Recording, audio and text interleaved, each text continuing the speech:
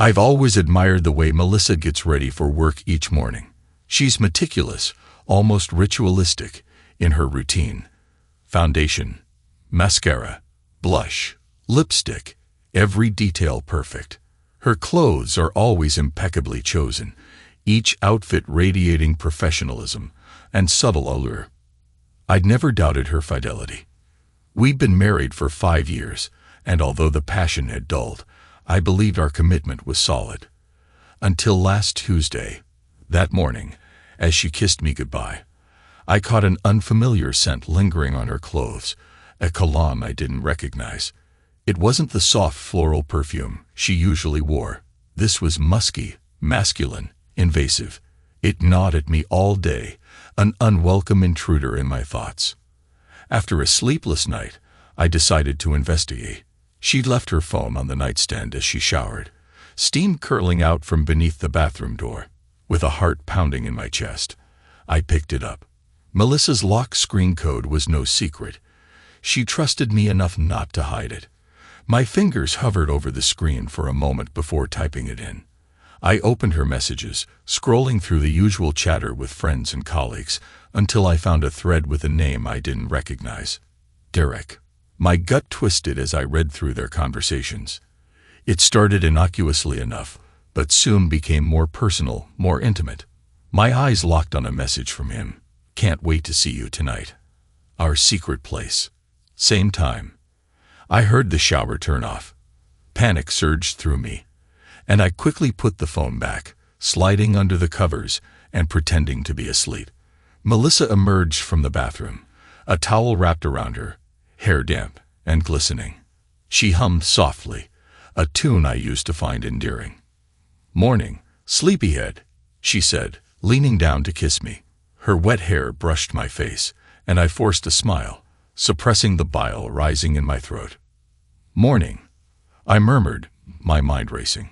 All day I couldn't concentrate. At work, emails went unanswered, tasks half done. My thoughts kept drifting back to Derek, to the messages, to their secret place. Who was this man? What was he to Melissa? And why hadn't I seen this coming? By the time I got home, I had formulated a plan. I would follow her, find out where they met, and confront them. The more I thought about it, the more a dark idea began to take shape. Revenge. I had to make them pay for betraying me. Melissa greeted me as usual, a warm smile that now seemed laced with deceit. "How was your day?" she asked, her eyes innocent, or so I thought. "Same old," I replied, forcing nonchalance. "Got any plans tonight?" She paused, a momentary flicker of something in her eyes. "Guilt? Fear? Just a work thing," she said, too quickly. "Meeting a client for dinner." "Okay," I said, keeping my tone light. "Don't work too hard." She laughed, a sound that once brought me joy but now felt hollow. "I'll try not to." Later, as she got ready, I watched her through the slightly ajar bedroom door. She chose a dress that was too nice for a simple work dinner, applied her makeup with more care than usual. I knew she was going to meet him, and it made my blood boil. She left the house around 7 p.m., and I waited a few minutes before grabbing my keys and following her. The adrenaline coursing through me made my hands shake as I drove, keeping a safe distance from her car. She drove across town, pulling into the parking lot of a small, dimly lit restaurant. I parked a few spots away and watched as she got out, looking around before walking inside. I waited, counting the minutes, my mind racing with dark thoughts. Finally, I saw her through the window, sitting at a table with a man who must be Derek. He was handsome in a rugged way, his hand brushing hers across the table. They laughed, and it felt like a knife twisting in my gut. I took a deep breath and got out of the car, walking towards the restaurant with purpose. As I entered, I caught sight of them in a corner booth, their heads close together. The hostess greeted me, but I brushed past her, my eyes locked on Melissa and Derek. I approached their table, my heart pounding in my ears. Melissa looked up, her eyes widening in shock as she saw me. "James," she stammered, her face draining of color. "Derek, I presume?" I said, my voice cold. Derek looked from Melissa to me, confusion and fear flickering across his face. "Who the hell are you?" he demanded, trying to sound tough but failing. "I'm her husband," I replied, savoring the way the words made him pale. "And I think we need to have a little chat." Melissa stood up, reaching for my arm. "James, please, not here," she pleaded, her voice shaking. I shrugged her off, my eyes never leaving Derek's. "Oh, I think here is perfect," I said, a dark smile playing on my lips. "Don't you agree, Derek?" He swallowed hard, glancing around the restaurant. "Look, man, I didn't know she was married. Let's just talk about this calmly." "Calmly?" I laughed, a bitter sound. "You think we can just talk this out? After what you've been doing behind my back?" Melissa was crying now, tears streaming down her face. "James, please," she begged, but I ignored her. "Here's what's going to happen," I said, leaning closer to Derek. "You're going to leave, and you're never going to see her again. If I find out you even text her, I will destroy you. Understand?" Derek nodded, his face pale. He stood up, his eyes never leaving mine as he backed away. "I'm sorry," he muttered before turning and practically running out of the restaurant. Melissa sank back into her seat, her shoulders shaking with sobs. I stood there, breathing heavily, the adrenaline still coursing through me. The restaurant was silent, all eyes on us. I reached down, grabbing Melissa's arm and pulling her to her feet. "We're going home," I said, my voice brooking no argument. She nodded, too distraught to protest, and I led her out to the car. The drive home was silent, tension thick in the air. When we arrived, Melissa collapsed onto the couch, burying her face in her hands. "I'm so sorry," she sobbed. "I didn't mean for any of this to happen." I stood over her, my anger slowly giving way to a cold, calculating resolve. "Sorry isn't enough," I said quietly. "You broke my trust, Melissa. You betrayed me." She looked up at me, her eyes red and swollen. "What can I do to make it right?" I didn't answer immediately, my mind working through the possibilities. Revenge had been sweet, but it wasn't enough. I needed to make sure she understood the gravity of what she'd done. "You'll see," I said finally, turning away. "You'll see." As I walked up the stairs to our bedroom, I knew this was just the beginning. The betrayal had cut deep, but my response would cut deeper. The game had only just begun. I woke up early the next morning, the events of the previous night still fresh in my mind. Melissa was still asleep, her face puffy from crying. I watched her for a moment, a mix of emotions churning inside me. I felt betrayed, angry, but also a strange sense of determination. This wasn't over, not by a long shot.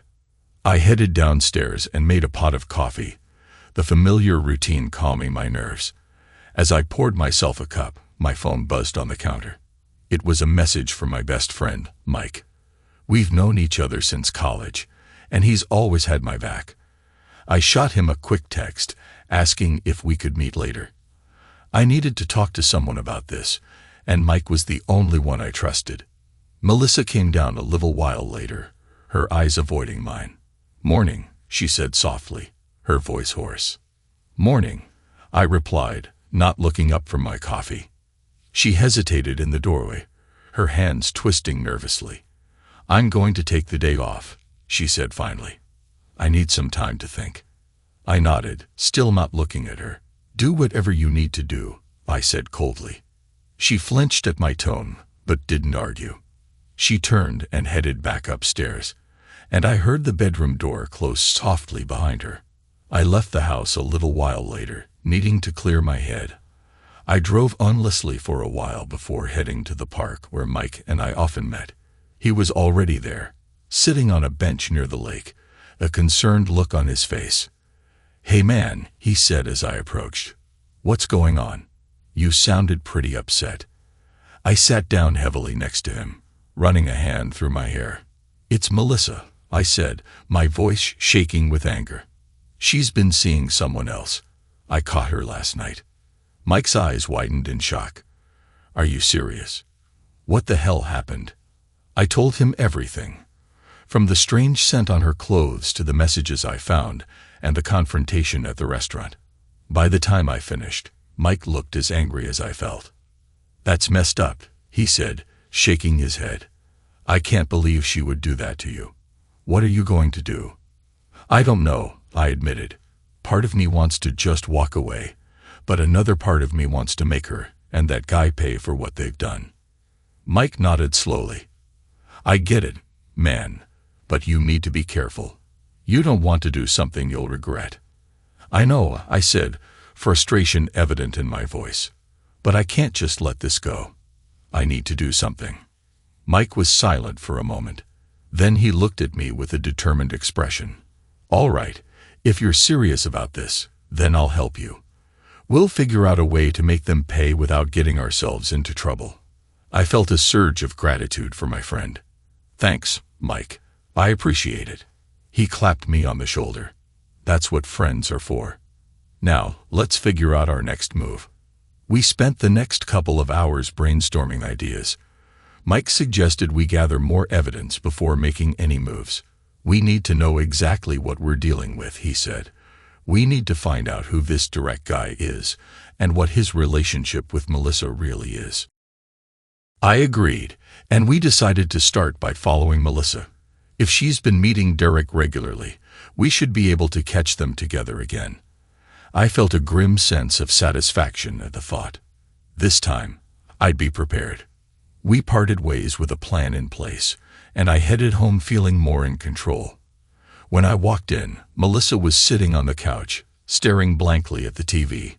She looked up as I entered, her eyes wary. Where did you go? She asked quietly. Out, I said shortly. I needed to clear my head. She nodded, looking down at her hands. I'm sorry, James, she said, her voice trembling. I never meant for this to happen. I stared at her for a moment, a part of me wanting to believe her. But the hurt and anger were too strong. It's a bit late for apologies, don't you think? You made your choice. She flinched, tears welling in her eyes. I know, and I'll do whatever it takes to make it right. I didn't respond, turning away from her. I need some time to think, I said finally. I'm going out again. Don't wait up. I left the house without another word, my mind racing. I headed to a bar across town, a place where I could think without distraction. As I sat at the bar nursing a drink, I thought about Melissa and Derek, about the betrayal and the lies. The more I thought about it, the angrier I got. I pulled out my phone and called Mike. I need a favor, I said when he answered. I need you to find out everything you can about Derek. I want to know who he is, where he lives, everything. Mike didn't hesitate. Consider it done, he said. I'll get on it right away. I hung up and took a deep breath, feeling a sense of purpose. This wasn't over. I was going to find out everything I could about Derek, and then I'd decide what to do next. As I sat there, a plan started to form in my mind. A plan that would make Melissa and Derek regret ever betraying me. When I finally headed home, it was late. The house was dark and silent, and Melissa was already asleep. I stood in the doorway of our bedroom, watching her for a moment. Despite everything, I still felt a pang of sadness at the thought of what we'd lost. But it was quickly replaced by a steely resolve. I wasn't going to let this break me. I was going to take control and make them pay. The next morning, I was up early again, my mind buzzing with plans. Mike texted me with an update on Derek. He'd found his address and some basic information about him. I felt a surge of satisfaction. This was exactly what I needed. I called Mike, and we made plans to meet later. I wanted to go over the information he'd found and figure out our next steps. As I hung up, I felt a strange sense of anticipation. This was just the beginning. Melissa and Derek had no idea what was coming. As I headed downstairs, Melissa was in the kitchen, making breakfast. She looked up as I entered, her expression tentative. "Good morning," she said softly. "Morning," I replied, my tone neutral. I could see the relief in her eyes, but it didn't soften my resolve. I was playing a long game, and I couldn't afford to let my guard down.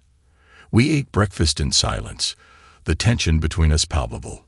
When I finished, I stood up and grabbed my keys. "I have to go," I said. "I'll be back later."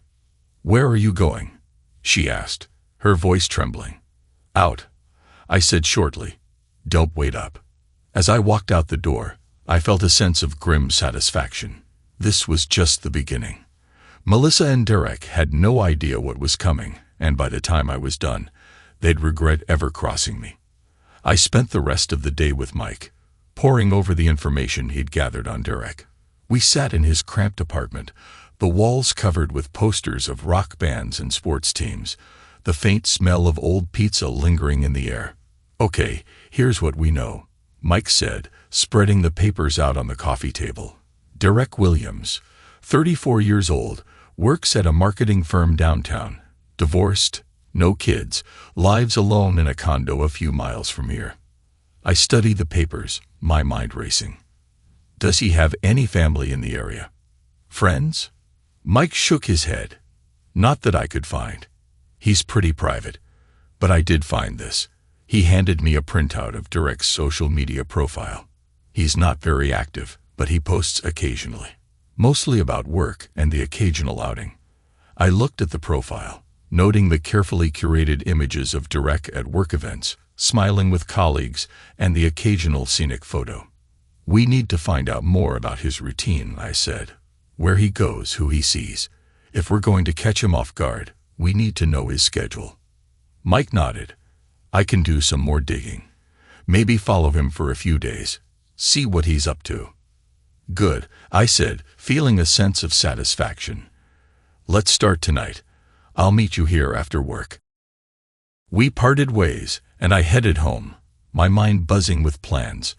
When I walked in, Melissa was in the kitchen, chopping vegetables for dinner. She looked up as I entered, her eyes wary. "How was your day?" she asked, her voice tentative. "Busy," I replied curtly, not meeting her gaze. "I've got some work to do tonight, so I'll be out for a while." She nodded, her shoulders sagging slightly. "Okay." I headed upstairs to change, my mind already focused on the evening ahead. I could feel the tension between us, but I pushed it aside. There would be time to deal with that later. Right now, I had a mission. As I headed back downstairs, I grabbed my keys and headed for the door. "Don't wait up," I said over my shoulder. Melissa didn't respond, and I could feel her eyes on me as I left. The drive to Mike's place was filled with a mix of anticipation and anger. I was determined to see this through, no matter what. When I arrived, Mike was already waiting for me, a pair of binoculars slung around his neck. "Ready?" he asked, his eyes gleaming with excitement. "Let's do this," I replied. We drove to Derek's condo, parking a few blocks away to avoid suspicion. The neighborhood was quiet, the streetlights casting long shadows on the pavement. We settled in, watching the building from a distance.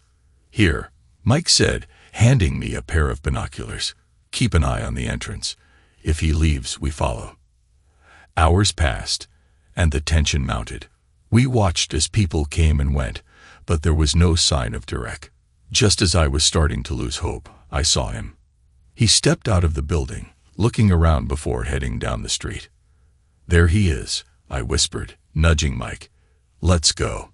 We followed him at a safe distance, careful not to draw attention. He walked briskly, heading towards a bar a few blocks away. We watched as he entered, the neon sign casting a garish glow on his face. "Now what?" Mike asked, his voice low. "We wait," I said, my mind racing. "Let's see who he's meeting." We found a spot near the entrance, keeping a close eye on the bar. After a few minutes, a woman walked in. She was tall with dark hair and a confident stride. I recognized her immediately, one of Melissa's colleagues from work. "Who's that?" Mike asked, following my gaze. "One of Melissa's coworkers," I replied, my jaw tightening. "Looks like he's got a type." We watched as Derek and the woman found a table, their heads close together as they talked. The sight of them laughing and flirting made my blood boil. I clenched my fists, struggling to keep my anger in check. "What now?" Mike asked, sensing my agitation. "We need to get closer," I said, my voice low. "I want to hear what they're saying." We moved to a table near the bar, close enough to overhear their conversation. Derek was leaning in, his hand brushing the woman's arm as he talked. "So when can I see you again?" he asked, his voice smooth. She laughed, a tinkling sound that grated on my nerves. "Soon, I hope. I've missed you." My grip on the glass tightened, the anger bubbling up inside me. This wasn't just a casual fling. Derek was a serial cheater, and he'd been playing Melissa and this woman against each other.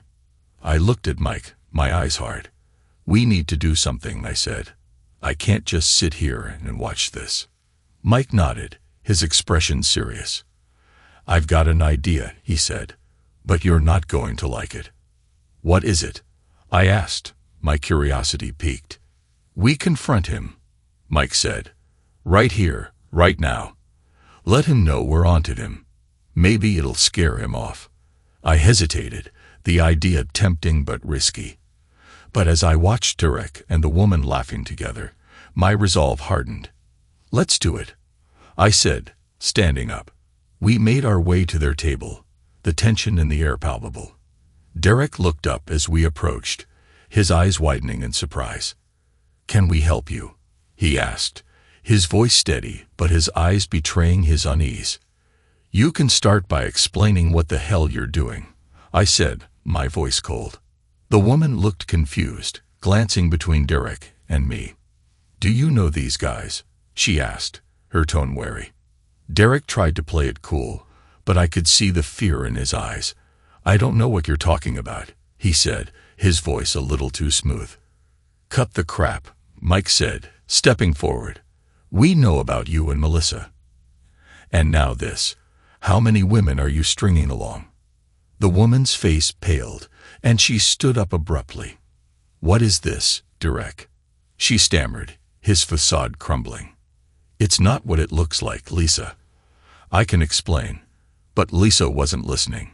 She grabbed her bag and stormed out of the bar, leaving Derek to face us alone. "Look," he said, his voice desperate. "I don't want any trouble. Can we just talk about this?" "We're done talking," I said, my voice ice cold. "Stay away from Melissa, and if I ever see you near her again, you'll regret it." Derek nodded, his face ashen. Okay, I'll stay away. Just please, leave me alone." Mike and I turned and walked out of the bar, the adrenaline still coursing through my veins. As we stepped into the cool night air, I felt a strange sense of satisfaction. This was just the beginning. Derek might be out of the picture for now, but I wasn't done. Not by a long shot. When I got home, Melissa was waiting for me, her eyes red and swollen from crying. "Where have you been?" she asked, her voice trembling. "Out," I said shortly. "I had some things to take care of." She looked at me, her eyes pleading. "James, please, I'm sorry.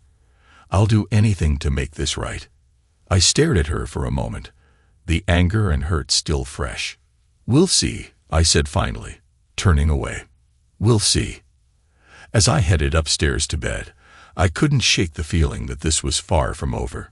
Melissa and Derek might be out of my life, but the betrayal still lingered. And I was determined to see this through to the end, whatever it took. The next few days passed in a tense blur. Melissa and I existed in a strained silence, each of us pretending to live our lives while a storm brewed beneath the surface. Mike and I continued to keep an eye on Derek, making sure he kept his distance. One evening, just as the sun was setting, Mike called me.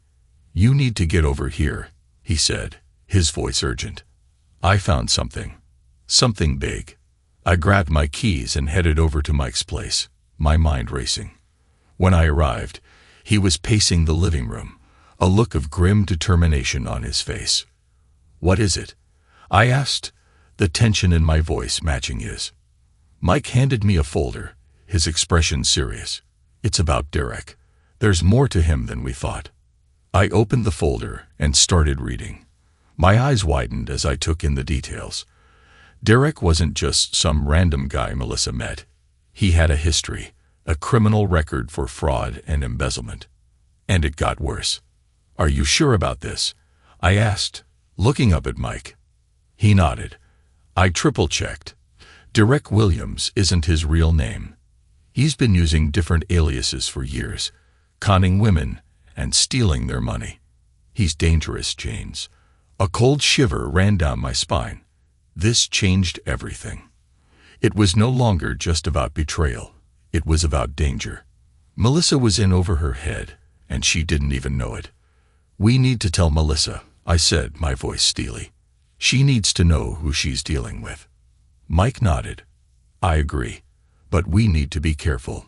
If Derek finds out we're onto him, there's no telling what he might do. We headed back to my house, the gravity of the situation weighing heavily on us. When we arrived, Melissa was in the living room, staring blankly at the TV. She looked up as we entered, her eyes filled with confusion and fear. What's going on? She asked, her voice trembling.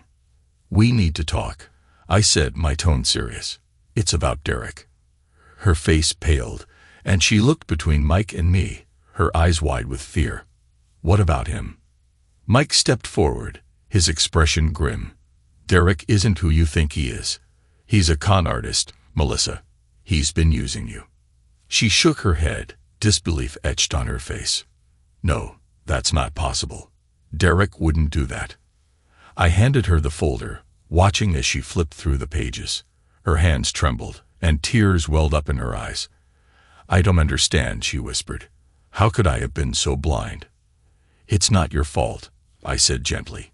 He's been doing this for years. He's good at it. She looked up at me, her eyes filled with despair. What do we do now? We go to the police, Mike said firmly. They need to know about Derek. And you need to stay away from him, Melissa. He's dangerous. She nodded, wiping away her tears. Okay, I'll do it. I'll go to the police. As we sat down to plan our next steps, the doorbell rang. We exchanged wary glances, and I walked over to the door, peering through the peephole. My heart skipped a beat when I saw Derek standing on the porch, a smug smile on his face.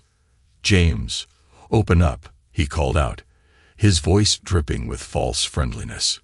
We need to talk. I turned to Mike and Melissa, my heart pounding in my chest. It's him, I whispered. He's here. Mike's eyes widened, and he gestured for me to step back. Let me handle this, he said, his voice low. He opened the door, stepping outside and closing it behind him. I heard muffled voices, the tension in the air thick enough to cut with a knife. After a few moments, the voices escalated, and I heard a loud crash. I rushed to the door, flinging it open just in time to see Derek shove Mike against the wall, his face contorted with rage. Stay out of this, he snarled. This is between me and Melissa. I stepped forward, my own anger boiling over. It's over, Derek. We know who you are. We're going to the police. Derek's eyes flicked to me, a dangerous glint in them. You think you can stop me? He sneered. You have no idea what you're dealing with. Before I could react, he lunged at me, his fist connecting with my jaw. I stumbled back, pain radiating through my face. Mike recovered quickly, tackling Derek to the ground. They struggled, and I jumped in, helping Mike pin him down. Call the police, I shouted to Melissa, who was watching in horror from the doorway. She fumbled for her phone, dialing 911 with shaking hands. Please hurry, she cried into the phone. We need help. There's a man attacking my husband. We managed to hold Derek down until the police arrived, their sirens blaring in the distance. They burst through the door, pulling Derek off of us and handcuffing him. As they led him away, he glared at me, a sinister smile on his face. This isn't over, he hissed. I'll be back. The police took our statements, and we finally began to relax as Derek was driven away in the back of a squad car. Melissa collapsed into my arms, sobbing uncontrollably. "I'm so sorry, James," she whispered. "I never meant for any of this to happen." I held her close, my own emotions in turmoil. "We'll get through this," I said, my voice shaking. "Together." In the days that followed, we worked with the police to ensure Derek was charged for his crimes. The evidence Mike gathered was crucial, and it became clear that Derek would be behind bars for a long time. Melissa and I began to rebuild our relationship, the experience bringing us closer together in ways I never thought possible. The betrayal still hurt, but I was determined to move past it. We started going to couples therapy, working through our issues and learning to trust each other again. One evening, as we sat on the porch watching the sunset, Melissa turned to me, her eyes filled with gratitude. "Thank you for standing by me," she said softly. "I don't deserve it, but I'm so grateful." I took her hand, squeezing it gently. "We've both made mistakes," I said, "but what matters is that we're here together. We can get through anything." As the sun dipped below the horizon, I felt a sense of peace settle over me.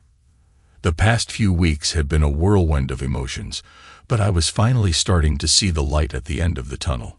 Just as I was about to suggest we go inside, my phone buzzed with a text.